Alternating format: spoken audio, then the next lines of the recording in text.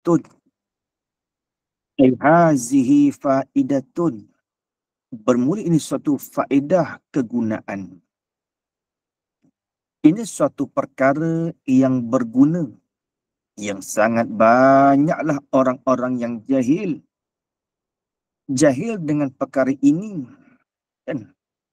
Sehingga yang tidak disangkakan dengan jahil. Tak tahu pula rasa salah. Kan? Tetapi jahil juga. Iaitu suatu perkara yang berguna ni.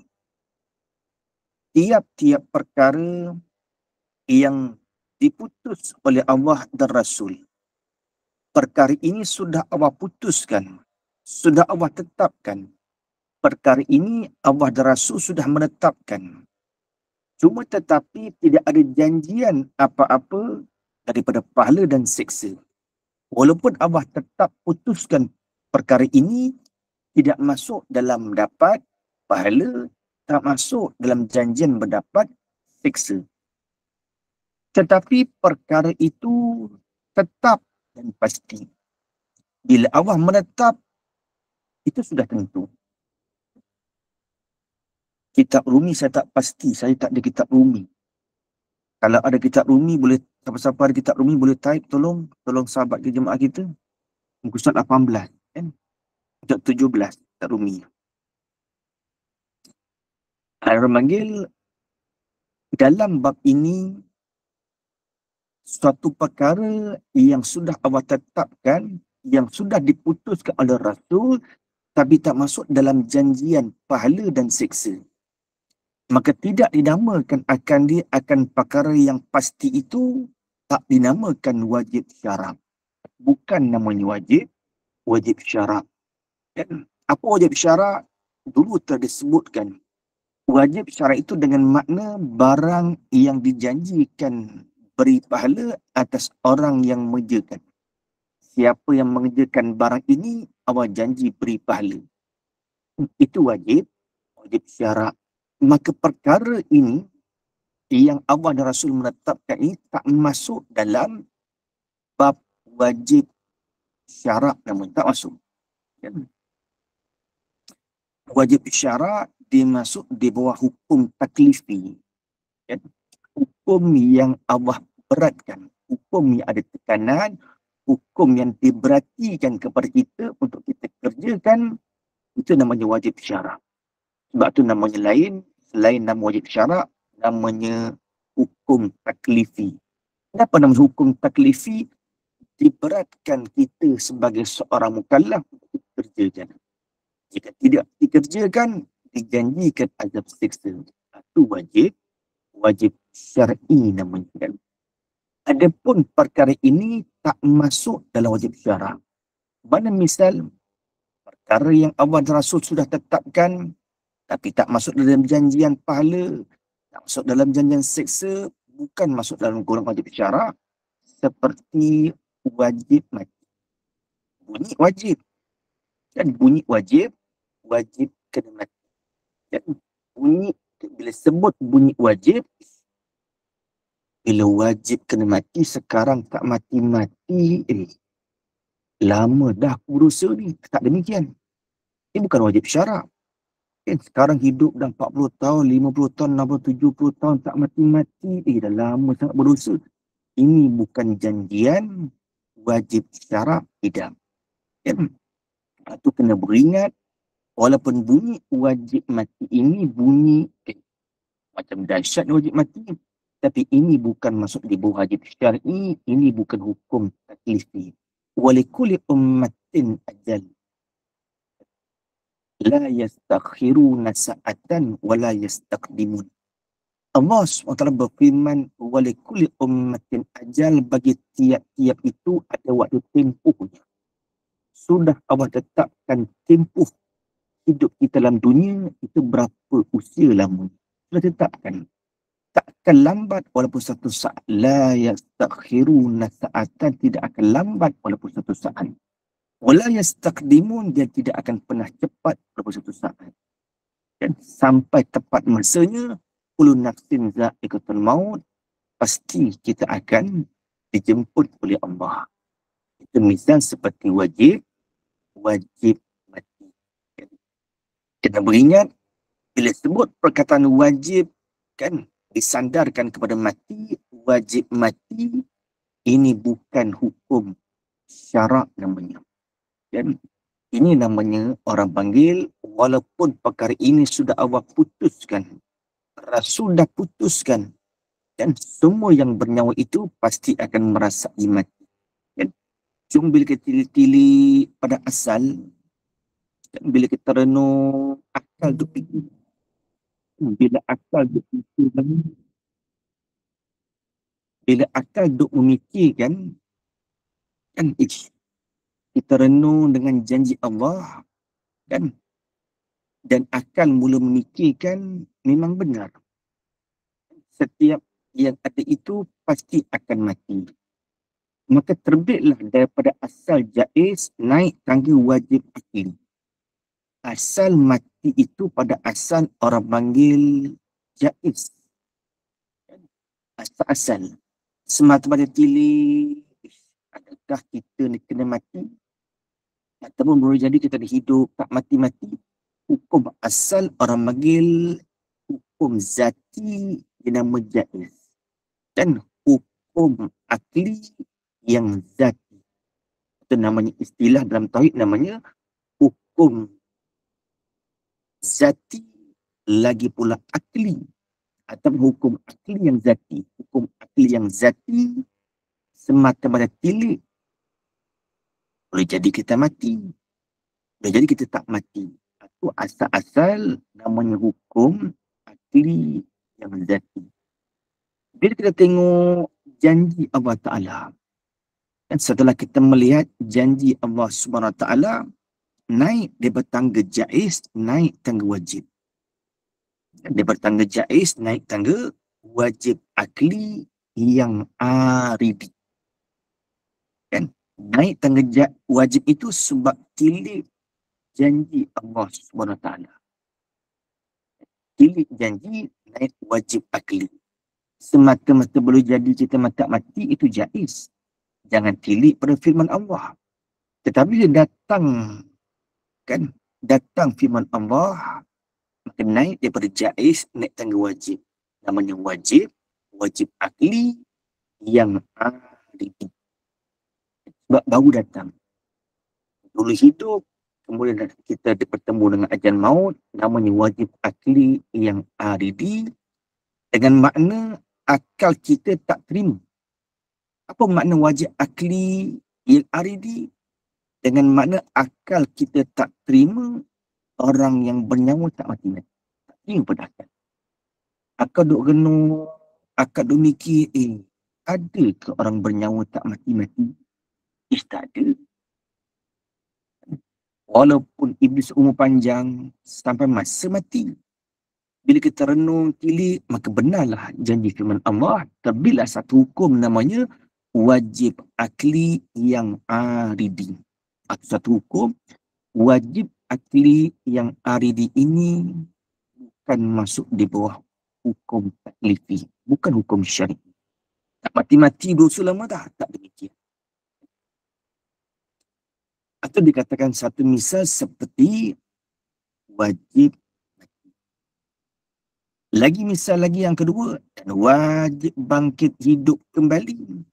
Misal kedua, wajib kita akan dibangkitkan nanti hidup kembali. Dan sebagainya, apa sebagainya? Bayan Nur panggil. Apa sebagainya? Daripada perkara yang wajib berlaku.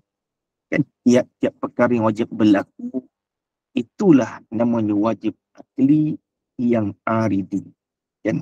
Disebutkan hidup kembali bangkit di hari kiamat. Wajib berlaku. Bila kita hidup di hari kiamat, apa kita nak hukumkan? Adakah wajib syarak? Adakah wajib adat? Hidup kembali di hari kiamat dinamakan wajib akli yang aridi. Allah janji inna sa'ata la'atiyatun la raiba fiha. Sesungguhnya hari kiamat itu la'atiyatun, sudah pasti akan tiba. La raiba fiha, tidak ada keraguan. Allah sebutkan, kan, dinamakan kalamullah. Kita buka mushaf, kita jumpa Allah menyebutkan inna sa'ata la'atiyat. Bermakna bila Allah sebut, datang khabar dari Allah, naik daripada tangga jaiz, naik tangga wajib. Akal memikirkan itu wajib. Tilik janji Allah, itu wajib. Dan kita akan hidup kembali dari kiamat, itu suatu kewajiban. La raiba fiha, tidak ada keraguan. Jangan diragu. Tetapi wajib akli apa namanya? Wajib akli yang aridi. Sebab sekarang belum berlaku kiamat. Sebab tu dia katakan aridi, benda yang baru datang. Aridi itu benda yang baru berlaku. Perkara yang baru datang, perkara yang lagi akan datang berlaku, itu namanya aridi namanya. Maka kita hidup kembali di hari kiamat, namanya wajib akli yang aridi. Masuk dalam khabar Allah SWT, masuk dalam Al-Quranul Karim. Bila Allah khabar, mustahil dusta. Bila ada dalam Quran, mustahil khabar Allah itu dusta. Bila khabar Tuhan tu mesti muafakat dengan wakil, bermakna hari kiamat pasti akan berlaku. Khabar Allah muafakat dengan wakil diri perkara. Bila Allah sebut terjadi kiamat akan datang, itu sudah satu kemestian, pasti berlaku. Pada bagian apa? Apa nama hukumnya? Wajib akli aridi. Pada akal, kita tengok firman Allah, itu wajib akli.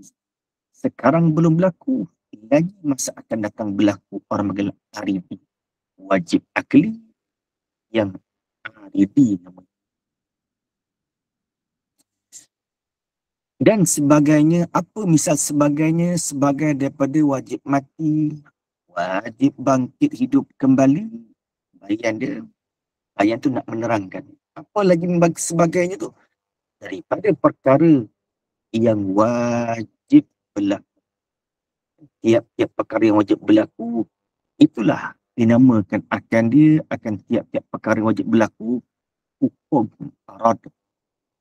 Hukum arad. Kalau kitab tidak ada alif, kitab Jawi saya ni, ain, radot.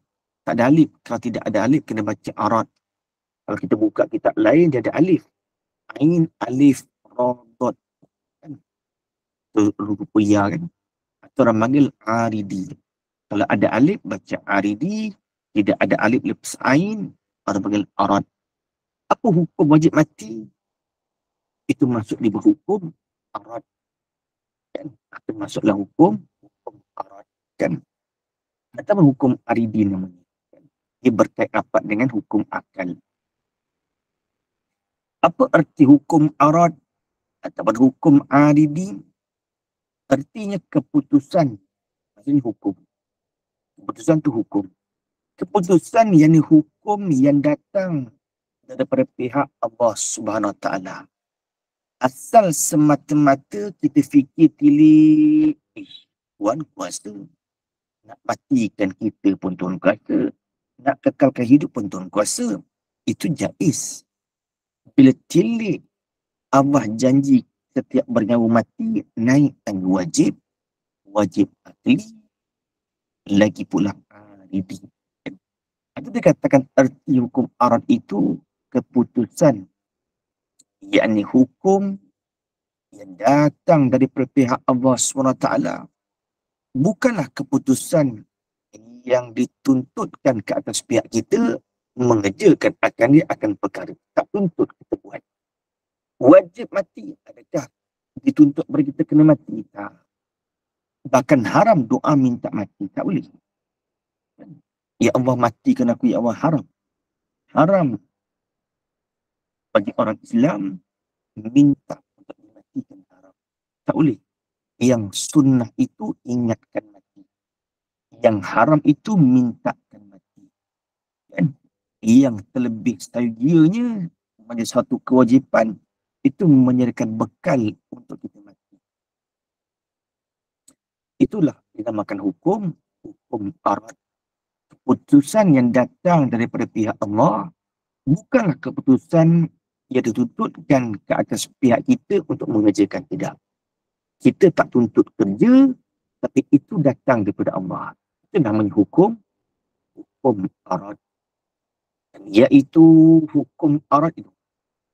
Dan iaitu hukum aridi itu 3 bahagian. Mana 3 bahagian? Yang pertama wajib arad. Wajib aridi pun orang panggil, wajib arad pun orang panggil. Kalau ada alif, aridi lah. Yang kedua mustahil arad. Yang ketiga harus arad. Kan? Sebuah misal orang mengaji tajwid lah kan. Kita baca Bismillahirrahmanirrahim tu. Alhamdulillahirrahmanirrahim kan. Adakah panjang baca him tu? Kalau baca wasal, dia kena baca pendek. Alhamdulillahirrabbilalamin arrahmanirrahim. Qadar mad tabi'i kan. Kalau dibaca wakaf boleh panjang. Alhamdulillahirrabbilalamin. Atau beza-beza. Dia boleh baca satu alif, kan? 2 harakat. Kan? Him tu boleh baca satu alif. Him tu ya kan. Bismillahirrahmanirrahim. Kan? Boleh satu alif, 2 harakat. Boleh lebih lagi. Bismillahirrahmanirrahim. Boleh sampai 6. Demikianlah orang panggil dia berubah-ubah. Boleh baca secara tabi'i, kan? Boleh orang panggil baca secara aridi. Kan ada mat tabi'i kan, ada mat aridi kan. Boleh baca tabi'i, boleh baca mat aridi. Dan boleh tak tarik panjang pun boleh. Boleh pendek 2 rakaat pun boleh. Demikian sini. Kan ada wajib akli, ada wajib adi, ada wajib aridi. Atau berbeza-beza, berubah-ubah. Ada 3 bahagian wajib aridi, mustahil aridi, harus aridi. Apa artinya pula? Dan arti wajib arad itu, iaitu wajib arad ni apa? Barang yang berlaku mengikut keputusan Allah. Tiap-tiap yang berlaku mengikut aturan hukum keputusan Allah, itu namanya wajib arad. Misalnya mana? Seperti berlaku mati ke atas segala yang bernyawa, itu mengikut keputusan Allah Ta'ala. Firman Allah, A'udzubillahi minasyaitonirrajim. Kullu nafsin za'ikatul maut. Dalam surah Ali Imran kan. Allah SWT menyebutkan artinya firman Allah, tiap-tiap yang bernyawa itu merasailah, ia tiap-tiap bernyawa merasai akan mati. Tiap-tiap bernyawa kullu. Ada Allah menyebutkan dalam Quran kullu nafsin. Diibaratkan dengan kullu. Kullu ni menunjuk perkataan umum. Kullu tu bukan hanya manusia, bahkan semua yang bernyawa. Jin bernyawa akan mati. Sebab kullu tu kullu tidak menunjuk kata manusia saja. Kullu nafsin, tiap-tiap yang bernyawa, kesemua yang bernyawa. Termasuk jin, termasuk malaikat, sebab lafaz kullu tu umum. Sebab itulah malaikat maut pun akan mati. Kerjanya mencabut nyawa orang mati, dia pun akan mati. Kan? Oleh kerana malaikat maut, namanya Israel ataupun malaikat maut, dia ambilkan tanah. Dan malaikat maut, ia ambilkan tanah dengan keras, sifat malaikat maut keras. Permulaan Allah suruh Jibril, Israfil semua kan, tanah ingkar, tak mau. Tanah tak rela dirinya jadikan tubuh Nabi Adam untuk diutuskan khalifah pemerintah di bumi. Takut tanah kalau Allah bakarkan dalam neraka. Oleh kerana Israel sifatnya keras, Israel ambilkan tanah. Kemudian setelah jadi lembaga Adam, oleh kerana Israel yang ambilkan tanah, Allah perintahkan, "Hai Israel, masukkan ruh." Dan Israel masukkan ruh. Masuk. Dan satu riwayat 200 tahun ambil masa. Kan? Bukan sebentar. Dia bertanah nak berubah jadi daging. Dia bertanah nak berubah jadi tulang. Dia bertanah nak berubah jadi darah. Jadi urat. 200 tahun. Dan sampailah roh itu di hidung, bersin Nabi Adam. Atau awal-awal manusia yang mengucap hamdalah, itulah Nabi Adam AS. Ketika Allah masukkan roh sampai di hidung, lalu bersin Nabi Adam AS. Allah berikan ilham, Nabi Adam tersebut Alhamdulillah. Ketika roh sampai di mulut, sebutlah Nabi Adam Alhamdulillah. Maka Allah jawabkan kepujian daripada Nabi Adam AS, Yarhamu Rabbuka.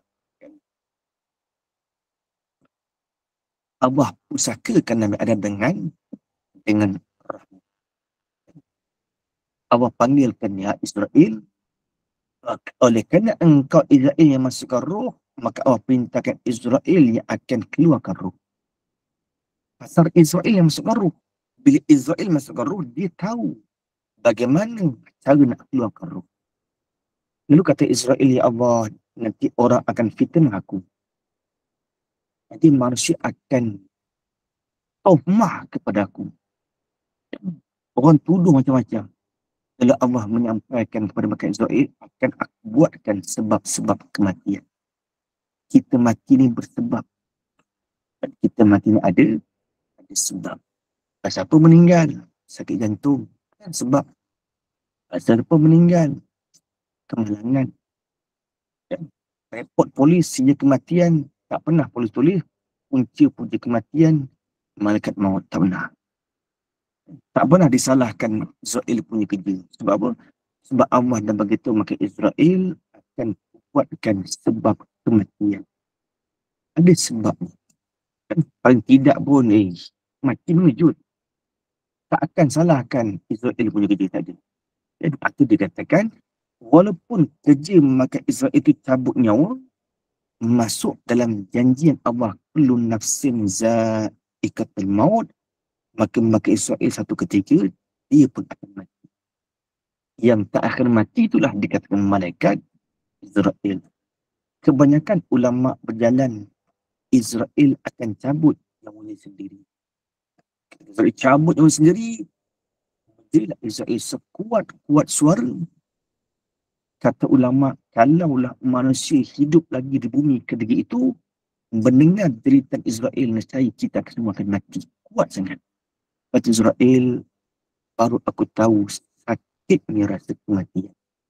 Selama ni aku cabut nyawa nak mati, aku belum pernah rasa. Dan dia makhluk yang tak akan mati, dia cabut. Ketika itu tahulah Israel, sakit sakaratul maut.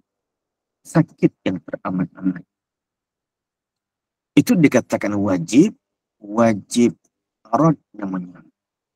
Perkara yang berlaku mengikut keputusan Allah, itu namanya wajib arad, seperti mati ke atas segala yang bernyawa, masuk dalam janji firman Allah, kullu nafsin za'iqatul maut. Jadi firman Allah, tiap-tiap yang bernyawa itu merasailah ia tiap yang bernyawa merasai akan mati. Dan seperti berlaku hidup kembali mengikut keputusan Allah SWT. Innakum yawmal qiyamati tub'asun. Summa innakum ba'da zalika lamayitun. Innakum yawmal qiyamati tub'asun. Artinya firman Allah SWT, bahawa sesungguhnya kamu sekalian pada hari kiamat dibangkit hidup kembali kamu. Macam mana rupa yang terakhir kita mati, begitulah akan dibangkitkan di hari kiamat. Apa hukumnya? Akan dinamakan, akan dia hidup kembali di hari kiamat, namanya wajib arad. Kalau ditanyakan orang, apa hukum kita mati? Wajib arad. Apa hukum hidup balik di hari kiamat? Wajib arad. Bukan wajib syarak, bukan wajib adat. Namanya wajib, wajib aridi pun namanya, wajib arad pun namanya.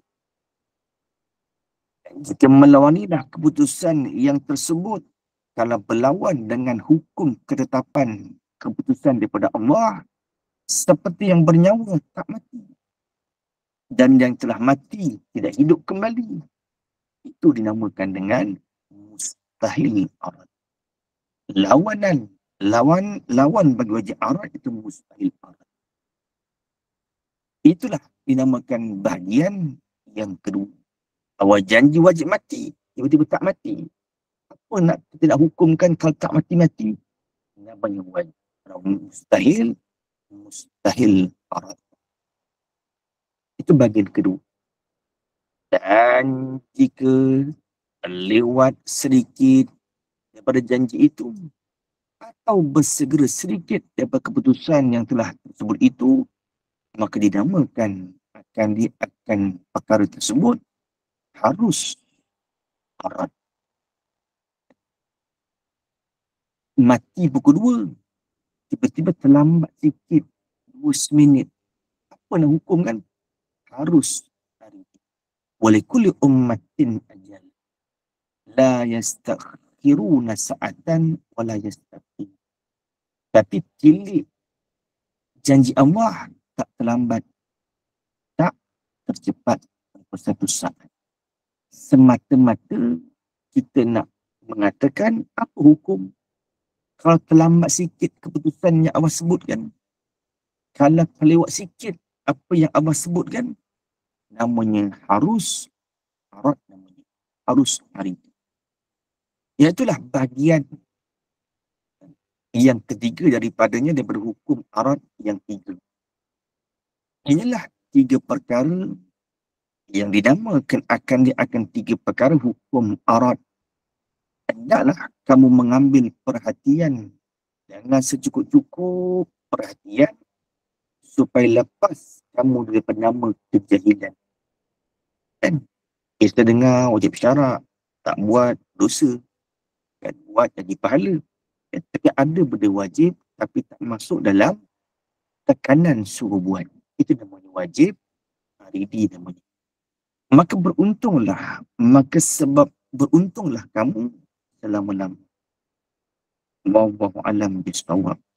Uraian yang ketiga ada menyata hukum adat. Masuk bahagian ketiga, yang pertama hukum syarak, yang kedua hukum arad, yang ketiga hukum adat. Perkara yang kebiasaan berlaku, itu namanya adat. Sudah kebiasaan berlaku, itu namanya adat. Bermula makna hukum adat itu ialah keputusan kebiasaan. Bila kita buat begitu, jadilah hasilnya begitu. Namanya hukum adat. Artinya keputusan yang memutuskan dia akan keputusan oleh seseorang dengan sebab apa diputuskan? Dengan sebab berulang-ulang jadi dan berlaku. Buat kajian, jadi. Esok buat kajian, jadi benda yang sama. Terbitlah satu hukum, orang panggil hukum adat namanya. Berapa kali nak uji berlaku benda yang sama tu, terbit hukum adat. Sekurang-kurangnya berulang-ulang jadi berlaku tu berapa kali? 2 kali berlaku. Bila sekurang-kurang 2 kali berlaku, kita boleh pegang dah. Sudah boleh pegang. Misalnya mana? Seperti apabila makan banyak, wajib kenyang. Adat orang makan banyak, kenyang. Kan adat begitu. Dia makan serulang tak kenyang-kenyang. Itu menjadi adat, ada bela tu. Pasal hukum adat kata makan banyak wajib kenyang. Boleh menyalahi? Boleh.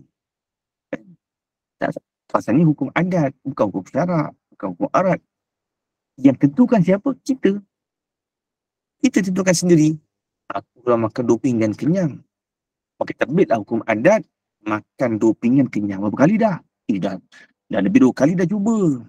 Kan? Lebih 5-6 kali dah. Terbit hukum adat, makan banyak, wajib kenyang dan pasti kenyang. Bila makan banyak, wajib kenyang, pasti kenyang. Kan? Cuma boleh tak menyalahi? Kadang-kadang jarang-jarang sekali makan banyak tak kenyang. Harus. Boleh begitu. Kan? Cuma sudah menjadi kebiasaan makan banyak kenyang. Tiba-tiba satu hari makan banyak tak kenyang. Boleh jadi. Boleh jadi. Pasal ini hukum adat kebiasaan. Adat tu namanya hukum perkara yang biasa berlaku. Pasal apa wajib kenyang? Elak diam. Kerana kebiasaan sudah berulang-ulang begitu dan umpama. Memang kita dah tahu diri kita, makan 2 pinggan, kenyang. Makan sepinggan, kenyang. Terbitlah hukum adat dan wajib adat makan 2 pinggan, kenyang. Itu bagi diri kita. Orang lain belum tentu. Tak sama. Dan yang berlaku adat atau berlaku kebiasaan yang berulang-ulang itu ialah 4 perkara. Sudah menjadi kebiasaan benda yang berulang-ulang itu terbagi pada 4 perkara. Pertamanya, biasa berlaku ada dengan ada. Ditambatkan ada dengan ada. Misalnya mana? Seperti ada makan, ada kenyang, atau ditambatkan ada dengan ada. Dan ditambatkan ada dengan ada seperti ada makan, ada kenyang. Yang kedua daripada 4 perkara, daripada perkara yang biasa berlaku berulang-ulang ni, biasa berlaku ada dengan tiada. Ditambatkan ada dengan tiada. Misalnya mana? Ditambahkan ada dengan tiada. Seperti ada panas dengan tidak mandi. Kan begitu? Panaslah. Tak mandi kot. Kan? Adatnya begitu. Ada yang ditambahkan hukum adat, ada ditambahkan dengan tiada. Ada berlaku, tambahkan dengan tiada. Ada panas dengan tidak mandi. Adat begitu. Tak mandi, panaslah. Kan adat begitu. Yang ketiga, perkara yang biasa berlaku ni ada 4 perkara. Biasa berlaku tiada dengan tiada. Ditambahkan tiada dengan tiada. Misalnya, seperti tidak sejuk dengan tidak mandi. Memang demikian. Tak sejuk tu panaslah. Tak sejuk dengan tak mandi. Bila tak mandi panas. Tak panas tu tak sejuk lah. Ditambahkan tiada dengan tiada. Itu ghalib kebiasaan adat berlaku begitu. Yang keempat, perkara yang biasa berlaku tu, biasa berlaku tiada dengan ada. Ditambahkan tiada kepada ada, seperti tidak lapar dengan ada makan. Tak lapar lah, pasal dah makan jadi. Tak lapar. Atau ditambahkan, orang panggil, ditambahkan ada, ditambahkan tiada dengan ada. Tak lapar dengan ada makan. Dan seumpama misal yang tersebut, apa dia misal tersebut? Bayan dia nak terangkan daripada perkara yang biasa berlaku serta berulang-ulang. Daripada perkara yang biasa berlaku serta berulang-ulang. Nampak macam kecil hukum adat, tapi boleh dipakaikan nak menuju kepada hukum syarak. Walaupun di hukum adat, nampak kecil, tapi arah tujuannya boleh digunakan pada hukum syarak. Setengah daripada syarat sah semayang, orang panggil masuk waktu. Dan setengah daripada syarat sah semayang masuk waktu. Syarat wajib semayang lain, syarat sah semayang lain kan. Setengah daripada syarat sah semayang masuk waktu. Maka masuk waktu itu sama ada dengan yakin atau dengan zon. Yakin tu kita melihat matahari. Tengok matahari gelincir, solat zuhur ni. Tengok matahari terbit, fajar sodik, solat subuh ni. Tengok matahari terbenam, solat maghrib. Hilang semua cahaya di langit, gelap dah, solat isyak. Tiba-tiba kita bukan berada duduk di tepi bukit, tak tengok matahari, tak nampak, duduk kat bandar.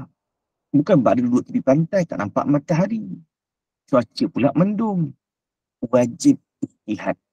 Tak boleh merasa-rasa. Rasa-rasa masuk dah maghrib, tak boleh. Menentukan waktu itu mesti dengan istihad. Setengah daripada perkara istihad, boleh kita pegang istihad dengan hukum adat. Boleh. Dengan hukum adat, kita boleh beristihad. Tengok ayam berkokok. Lebih kurang 7.30 ayam berkokok dah. Besok kita perhati lagi. Lebih kurang 7.30 ayam naik ke pokok, dia berkokok. 2 kali kan dah boleh pegang kan? Sekurang-kurang hukum adat berapa? 2 kali. Bila sudah 2 kali, terbitlah pada hukum adat di sisi kita. Boleh tentu di sisi orang lain. Di sisi kita kan. Kita yang gaji. Bukan orang lain yang gaji. Di sisi kita, bila ayam naik pokok atau senja, masuk dalam maghrib. Maka kita boleh guna istihad hukum adat. Boleh. Atau kelebihan orang yang mengetahui hukum adat begitu. 2 kali. Tak ada 3 kali. Tak ada 10 kali. Tak ada seminggu kena tengok betul tak ayam pokok tak. Hukum adat 2 kali boleh pegang. Boleh diistihad menggunakan hukum adat. Itulah 4 perkara yang dikatakan adat atau kebiasaan yang berlaku dan kebiasaan jadi. Dan hukum adat itu terbagi ia kepada 3 bahagian. Benda yang biasa berlaku ada 4 tadi. Sama ada kepada tiada, sama tiada kepada ada, kan? Sama ada kepada ada, sama tiada kepada tiada. Itu perkara yang biasa berlaku terbagi 4. Adapun hukum aridi itu terbagilah ia kepada 3 bahagian. Mana dia? Pertamanya, wajib adat. Keduanya, mustahil adat. Yang ketiganya harus adat. Kalau dikatakan secara adat, mesti.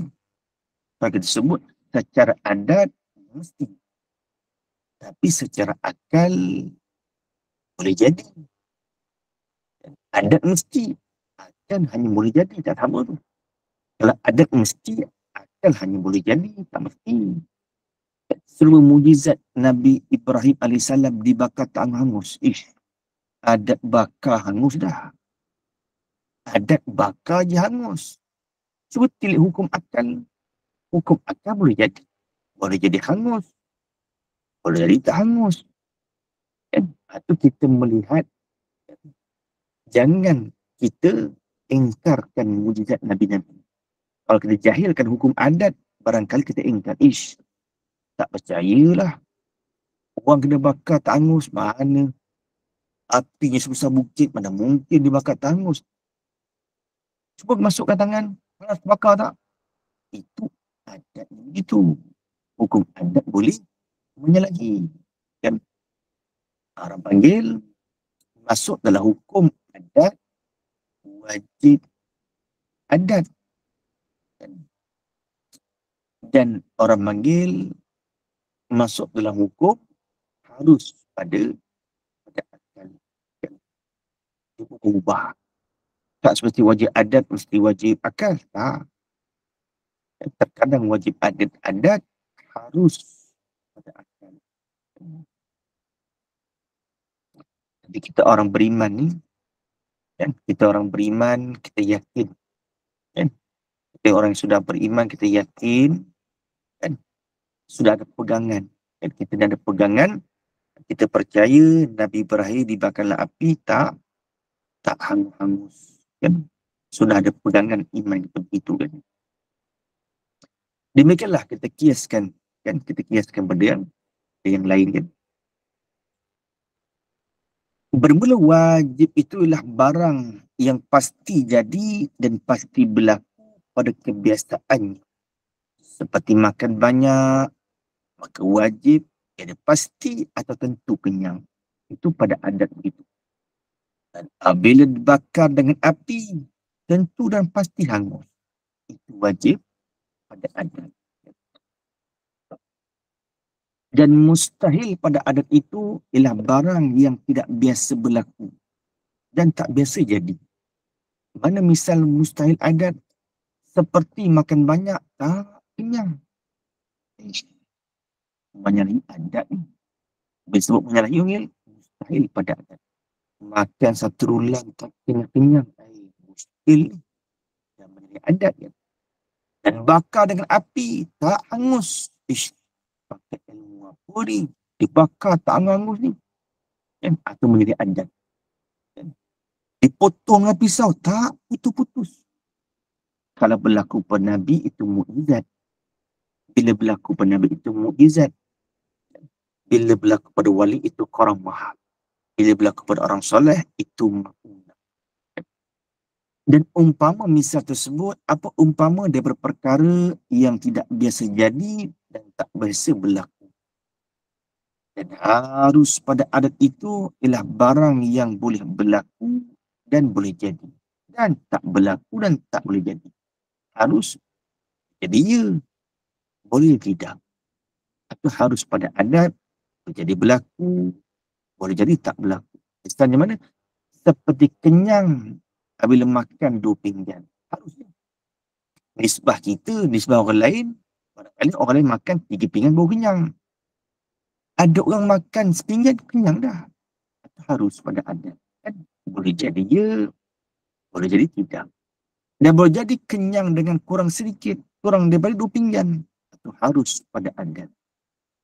Dan boleh jadi kenyang dengan lebih sedikit dari 2 pinggan. Itulah harus pada adat. Dan 3 perkara hukum adat ini termasuk semuanya 3 hukum adat ni, semua 3 hukum adat semuanya masuk dalam harus pada akan. Lagi akan datang disebutnya hukum adat, insya-Allah dalam Tabari. Wajib adat kalau nak masuk, nak dibandingkan hukum akal apa? Wajib adat kalau hukum akal harus. Mustahil adat kalau kita kata pada hukum akal harus. Harus adat apa kata hukum akal harus. Wajib adat makan 3 pinggan kenyang. Besok makan 3 pinggan kenyang. Maka terbitlah satu hukum adat makan 3 pinggan kenyang. Apa kata pada hukum akal harus. Sebab apa? Ada orang makan 5 pinggan baru kenyang. Ada orang makan setengah pinggan kenyang dah. Harus. Mustahil adat. Kan? Tak makan tapi kenyang. Ikut mana tak makan kenyang ni? Mustahil ni. Hukum akal harus. Hukum akal harus. Hukum adat mustahil. Harus adat. Kan? Orang panggil benda yang boleh jadi ya, berlaku. Boleh tidak. Semua 3 hukum adat masuk di dalam perkara harus pada akal. InsyaAllah orang panggil kalam Tabari. Nak melepaskan panjang angan-angan. Dalam tasawuf, bila kita berangan-angan atau bercita-cita di masa lagi akan datang, sama ada bentuk keagamaan ataupun panjang angan cita-cita bentuk keduniaan, hukum haram, jika tidak dikaitkan dengan perkataan insya-Allah. Mengarang kitab kan akhirat. Ilmu ini ilmu fardu ain. Kan? Tapi kenapa kena kaitkan insya-Allah? Itu menunjukkan kepada kita tiap-tiap pekerjaan sama ada dunia ataupun akhirat, bila kita merancang, kita bercita-cita yang lagi akan datang, hukum haram. Kita berangan-angan cita aku nak bangun tengah malam ni. Tak kaitkan insya-Allah. Itu masuk dalam perkara yang haram. Bukan bangun malam tu sunnah. Bangun tahajud. Orang panggil seolah-olah kita kaitkan dengan kepastian. Yang sedangkan Allah dah merancang qada dan qadar. Bila kita kait, aku kalau niat dah tak aku jijam, mesti bangun punya. Dia kaitkan dengan kekuatan dia. Dia kaitkan dengan daya dia. Dia kaitkan dengan suatu pasti yang berlaku. Sedangkan benda yang lagi akan datang masuk dalam perkara gaib yang Allah sembunyikan. Sebab tu masuk dalam benda haram. Dan jangan terlupa, tiap-tiap kita angan yang lagi akan datang, sama ada benda tu wajib atau benda tu sunat, haram berlaku. Melainkan nak keluar benda haram, kaitkanlah dengan perkataan insya-Allah. Tapi kalau kita ngaji kita hitam, tambah lagi. Insya-Allah wa bihaulillah wa quwwati. Ya, kalau kita ngaji kita hitam tasawuf yang tinggi sikit, tak memada lagi ucap insya-Allah, masih berdosa lagi. Kena tambah lagi satu perkataan insya-Allah wa bihaulillah wa quwwati.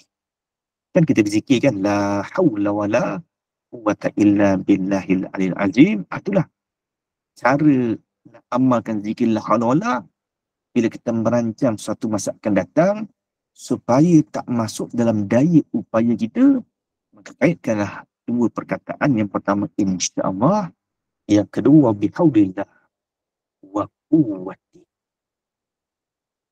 Kemudian tanbihun, nabbaha yunabbihu tanbih, kan ai hadza tanbih, bermula ini suatu penjagaan. Bermula mengetahui hukum adat itu suatu perkara yang baik, bagus. Pasal apa? Kerana orang yang tidak mengetahui akan hukum adat terkadang jadi fasik, na'udzubillah. Fasik tidak sah jadi saksi.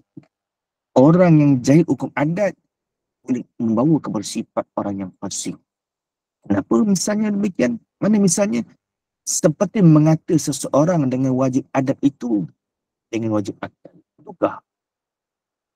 Dia bertukar hukum. Sedangkan itu harus saja dikata wajib. Misalnya seorang yang memotongkan suatu tali dengan pisau, dipotongkan dengan pisau pula yang tajam, tiba-tiba tak putus tali itu. Lalu seorang tu berkata, tak terima akal tali tak putus. Pisau tajam, dihiriskan, tali tak putus. Tak terima aku. Akal aku tak terima tak putus ni. Seolah-olah dia kata, akal aku tak terima tak putus. Dia bertukar. Sepatut dia kena kata, adat tak terima ni. Sepatut kena kata gitu. Tapi kita kadang-kadang tersebut begitu. Tak terima pada akal aku tak putus ni. Sepatut dia kena sebut, tak terima pada adat tak putus. Adat pisau tajam putus. Akal harus. Nabi Ibrahim sembelih anak Nabi Ismail, kan tajam pisau tu. Kan? Jangan bertukar hukum adat dan hukum adat. Demikianlah kita akan gunakan hukum ni nanti dengan mengaji tauhid ni. Maksud sebab 20 kita mengaji. Melihat Allah Ta'ala. Kan? Nak hukum apa? Mustahil adat ke wajib adat harus adat ke hukum akal wajib akal harus akal. Kau jadi syarat bagaimana? Itu dia akan guna berkata. Sebab tu kita gerti dulu tentang hukum syarak, hukum aridi, hukum adat. Dan seorang pula membakar akan kayu yang kering.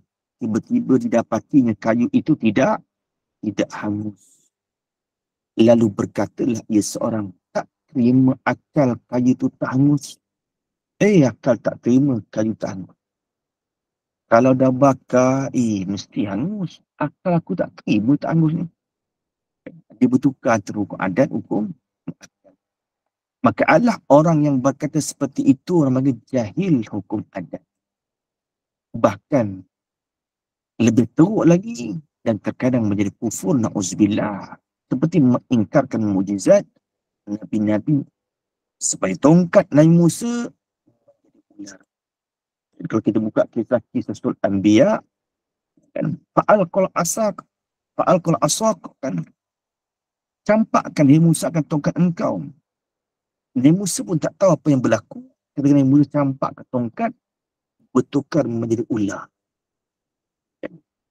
Ular tu bukan kecil-kecil ular. Sebahagian ulama tafsir menyebutkan ular tu tingginya setinggi istana Fir'aun. Tingginya ular yang berubah tongkat menjadi ular tu, Nabi Musa tu, tingginya setinggi istana Fir'aun. Adat kan tak boleh ni. Kan? Adapun akal harus. Atau orang panggil, bila kita jahilkan hukum adat, kita bertukar. Tak terima pada akal aku tongkat boleh jadi ular ni. Dan kita bohong ni. Diingkarkan mujizat. Soal Nabi jatuh, kufur na'udzubillah. Dan Ibrahim tidak hangus dibakar oleh Namrud. Boleh baca dua. Boleh baca Namrud. Boleh baca Namrud. Salah seorang raja yang boleh perintah dunia ni. Dalam sirah menyebutkan hanya 4 orang raja yang boleh perintah dunia. 2 Islam, 2 kafir. Siapa Islam yang boleh perintah dunia ni? Yang pertama Nabi Sulaiman. Yang kedua Iskandar. Zulkarnain. 2 orang kafir yang boleh perintah dunia ni siapa? Yang pertama raja. Kedua Islam, Nabi Sulaiman. Sekarang 2 orang kafir yang boleh perintah dunia ni. Yang pertama Nabi Namrud. Zaman Nabi Ibrahim. Namrud boleh baca. Namrud pun boleh baca. Yang kedua Raja Bukhtanusor. Orang agama Majusi. Wilayah kerajaan dia utara selatan timur barat. Tiba-tiba diingkarkan mukjizat Nabi Ibrahim dibakarkan oleh Raja Namrud. Tak hangus-hangus. Datang anak Raja Namrud. Wahai ayahku Maharaja, izinkan aku nak akan dekat sikit. Aku nak tengok bagaimana Ibrahim terus dibakar. Izinkan Raja Namrud. Kata perempuan dia tengok Nabi Ibrahim sedang mundar mandir. Sebab himpunan kayu itu banyak. Sebesar gunung. Nabi Ibrahim nak cari jalan keluar. Sikit pun tak hangus. Anak Raja Namrud rasa ajib terkejut. Tak hangus dibakar. Nabi Ibrahim sedang mundar mandir. Duduk ke kiri kanan cari jalan keluar. Akhirnya beriman. Bapak ni mengaku Tuhan Raja Namrud. Seperti Abu Jahal. Kira beriman. Bapak ni cukup menentang Nabi kan. Atau orang panggil, jika bertukar hukum adat, hukum akal, takut jatuh kufur, na'udzubillah. Demikianlah orang panggil dan pisau yang tajam tidak memutuskan tengkuk Nabi Ismail dan air yang banyak keluar jari Nabi Muhammad SAW. Maka semuanya itu mustahil pada adat. Akan tetapi terus pada adat. Dan berselamkan tangan jari yang mulia, menggelegak-gelegak air keluar. Sahabat boleh ambil minum, sahabat ada yang mandi, ada sahabat ambil wudu. Tak ada habis. Dan akan harus tidak mustahil. Jangan bertukar. Maka semuanya itu mustahil pada adat, harus pada akal. Bukanlah mustahil pada akal, hanya harus saja pada akal. Dan bukanlah pula wajib pada akal. Wal yata'am ataupun wal yuta'am. Hendaklah diperhatikan oleh engkau. Wallahu. Bismillahirrahmanirrahim. Uraian yang keempat pada menyatakan hukum akal. Bismillahirrahmanirrahim. Allahumma faqihna fiddin wa allimna ta'wila. Allahumma ftabrihi kummataka futuhal arifin wanshurna birahmatika ya arhamar rahimin. Sallallahu alaihi Muhammad wa ala alihi wa sahbihi wa sallam. Walhamdulillahi rabbil alamin. InsyaAllah kalau ada pertanyaan boleh ajukan pada Ustaz. Ustaz boleh baca mesej Ustaz? Assalamualaikum Ustaz. Boleh saya tanya soalan? Assalamualaikum warahmatullahi. Saya Khadijah dari Kedah. Nak tanya soalan satu. Jika seorang ibu, dia tak sanggup tengok penderitaan anak dia yang sakit sebab anak tu OKU dan dia memohon pada Allah supaya anak ni diambil nyawanya. Adakah itu salah Ustaz? Boleh kita cakap macam itu? Maksud saya, boleh tak kita cakap mohon pada Allah supaya anak tu Allah ambil nyawanya. Jadi soalannya, anak dia Allah timpakan ujian, datang penyakit. Maka sebab di hati seorang ibu tengok anak dia sakit begitu, tak ada jalan untuk sembuh.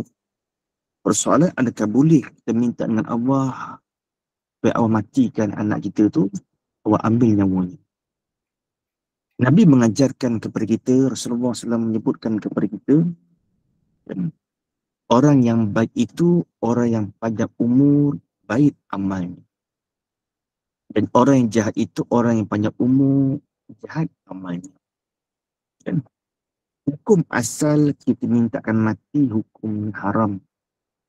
Dan yang ingatkan mati itu sunnah.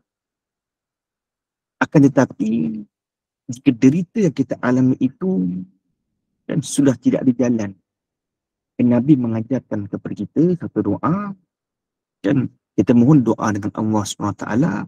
Ya Allah, dan kalau umur anak ini panjang, dan jadikanlah orang bagi dalam kebajikan.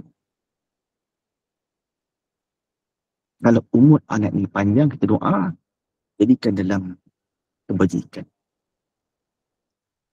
Kalau tidak berada dalam kebajikan, kan, atau kita boleh mintakan, maka panggil, boleh diambilkan.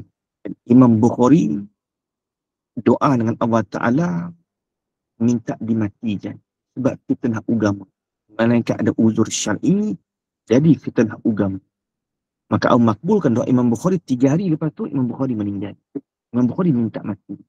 Sebab itu fitnah agama berlaku. Dan datang pemerintah Mu'tazilah dipaksa. Bukhari, kalau kau tak sebut Al-Quran itu baru, kan, maka akan dikecam, ditekan, disiksa. Atau Bukhari minta mati tu. Atau doa dia begitu, kita minta dengan Allah, kalau umur anak ini panjang, mintalah supaya berada dalam kebajikan. Kan? Baiklah sebaliknya begitu kan. Allah Subhanahu Wa Taala. Ada soalan lagi? Terima kasih Ustaz. Clear dah. Alhamdulillah, clear. Ini ada soalan Ustaz. Ustaz boleh bacakan atau Ustaz nak saya akan bacakan? Kan aku nak baca ni ya. Ustaz nak tanya, kalau rajin cari rezeki, dapat banyak rezeki, adakah itu hukum adat?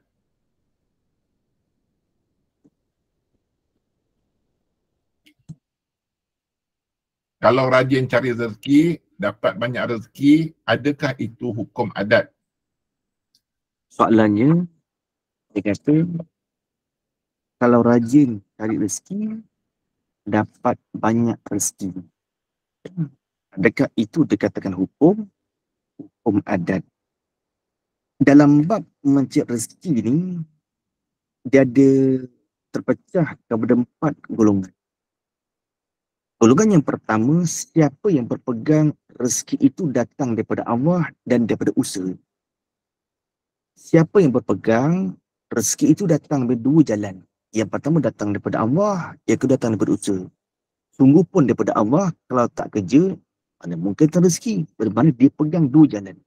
Nak hasil rezeki, datang daripada Allah, datang daripada usaha, maka pegangan ini pegangan orang yang musyrik, na'udzubillah. Pegangan orang kafir.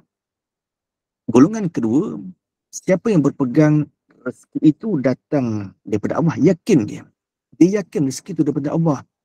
Cuma dia tak tahu, adakah aku ini termasuk golongan yang ada hamba rezeki ataupun tidak.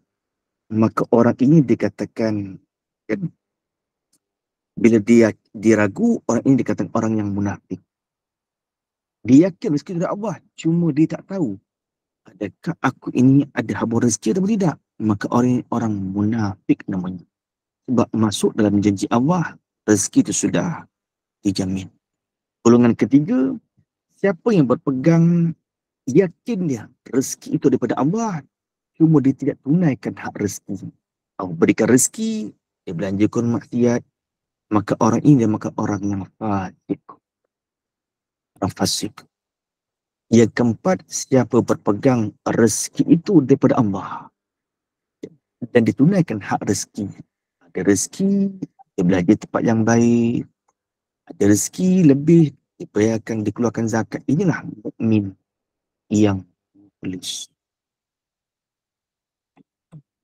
Tengok di mana pegangan kita. Dan 4 golongan, di mana pegangan kita. Allah Subhanahu wa ta'ala. Satu lagi soalan Ustaz. Nak tanya, syirik atau rosak tak akidah bila kita bercakap kerja dengan gaji 1,500 zaman sekarang ni tak boleh hidup. Adakah syirik atau rosak akidah apabila kita bercakap gaji 1,500 zaman sekarang tak boleh hidup? Tak syirik. Ya, itu bukan perkataan yang syirik. Aku makan ubat ni sembuh, tak syirik.